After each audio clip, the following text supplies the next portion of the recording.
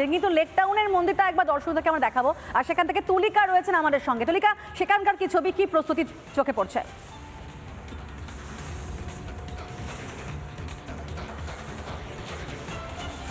দেখো, রাত পোহালেই রামনবমী, আর সেই রামনবমীর আগেই এই মুহূর্তে লেক টাউনের যে রাম মন্দির, সেই মন্দিরে কিন্তু এই মুহূর্তে প্রস্তুতি চলছে। তার কারণ হচ্ছে, একদিকে যেরকম তুমি দেখতে পাচ্ছ প্রচুর ভক্তের ইতিমধ্যে সমাগম হয়েছে, কিন্তু এখানকার ছবিটা নিউ টাউনের রাম মন্দির থেকে একটু আলাদা। যদি বলো কেন, তার কারণ হচ্ছে গতকাল রাতে এই লেক টাউন এলাকায় যে রামের যে গেরুয়া যে ধ্বজা, সেই ধ্বজা লাগানো হলেও কিন্তু এখনো পর্যন্ত সেই সমস্ত জায়গায় খুলে নেওয়া হয়েছে।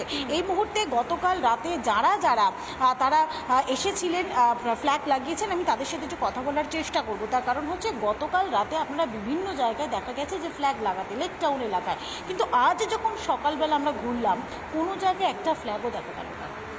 কারণ হচ্ছে, দেখুন, রাম উৎসব হচ্ছে একটা হিন্দু জাগরণের একটা উৎসব, আর সেই জাগরণ উৎসবের জন্য আমরা ফ্ল্যাগ লাগিয়েছিলাম। কিছু মানুষ আছেন যারা ফ্ল্যাগগুলো খুলে দিচ্ছেন, ফেলে দিচ্ছেন, যে তারা ভাবছেন যে এইভাবে হয়তো রামনবমী বা কি কোনোভাবে আপনাদেরকে ভয় দেখাচ্ছে, হুমকি দিচ্ছে? পুলিশ আমাদের সংস্থা হিসেবে কোনো ভয় দেখাচ্ছে না, কিন্তু সেটা সাপোর্টও করছে না। এই যে ব্যানারগুলো ফেলে দিচ্ছে বা খুলে দিচ্ছে, তার জন্য পুলিশ কোনো স্টেপও নিচ্ছে না। তো এরা, দেখুন, যারা করছে তারা হয়তো এখনও বুঝতে পারছে না। আগামী দিন যারা যেটা আসছে, যে হিন্দু সমাজ এগিয়ে আসছে, তারা একত্রিত হচ্ছে। এইভাবে ব্যানার, পোস্টার এইভাবে ফেলে দিয়ে তাদেরকে আর আটকানো যাবে না। তারা একত্রিত হবে এবং তারা একত্রিত হয়ে তারা কার্যক্রম নেবে। অতএব আগামী দিনে তারাও তাদের ভুল বুঝতে পারবে, তারাও আমাদের সাথে হাত মেলাবে, হাতে মিলিয়ে একসঙ্গে তারা কাজ করবে।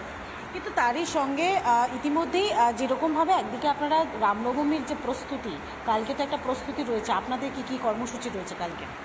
আমাদের সকাল 8টার সময় দমদম যে হনুমান মন্দির, বালাজি মন্দির, ওখান থেকে আমাদের ভব্য শোভাযাত্রা শুরু হবে। সেই শোভাযাত্রা এসে আমাদের আজকের এই যে বাল হনুমান মন্দির, এখানেই আমাদের সমাপ্ত ঘোষণা হবে। এবং এখানে প্রথমে আমরা যখন শুরু করব, ওখানে যে পুরোহিত আছেন তিনি পূজন করবেন। সমস্যা, একদিকে যেমন প্রস্তুতি চলছে, সেই প্রস্তুতির ছবি অত্যন্ত সুন্দর, কিন্তু তার মাঝে এভাবে নানা রকম ভাবে বাধার অভিযোগ সামনে আসছে। কখনো পোস্টার ছেলা হচ্ছে, তো কখনো মিছিলে বাধাও দেওয়া হয়েছে। তবে সব মিলিয়ে কালকের উৎসব খুব ভালোভাবে কাটবে, এমনটা কিন্তু আশা করবো আমরা প্রত্যেকে। দুজনকে অনেক ধন্যবাদ। তবে রামনবমী এবং সেখানে বারবার বাধা, পোস্টার খুলে দেওয়া, পুলিশের সক্রিয়তা, সব মিলিয়ে বিজেপি নেতা দিলীপ ঘোষ কি জানিয়েছেন শোনাবো আপনাদেরকে। জায়গায় আছেন, এতদিন রামের ইচ্ছাই চলছে। এই যে কোর্ট রায় দিচ্ছে, এটাও রামের ইচ্ছা। আর তারপরে সরকার চলে যাবে 1 বছর পরে, সেটাও রামের ইচ্ছাই হবে। রাম ছাড়া ভারতবর্ষে কিছু চলবে না। ভারতবর্ষে পরিবর্তন হচ্ছে, রামের নামে কোটি কোটি লোক আসতে না। নানা ধরনের কন্টেন্ট দেখার জন্য লাইক করুন, শেয়ার করুন আমাদের ফেসবুক পেজ, সাবস্ক্রাইব করুন আমাদের ইউটিউব চ্যানেল। পাশাপাশি অন্যান্য ব্রেকিং নিউজের জন্য অবশ্যই চোখ রাখুন রিপাবলিক বাংলায়।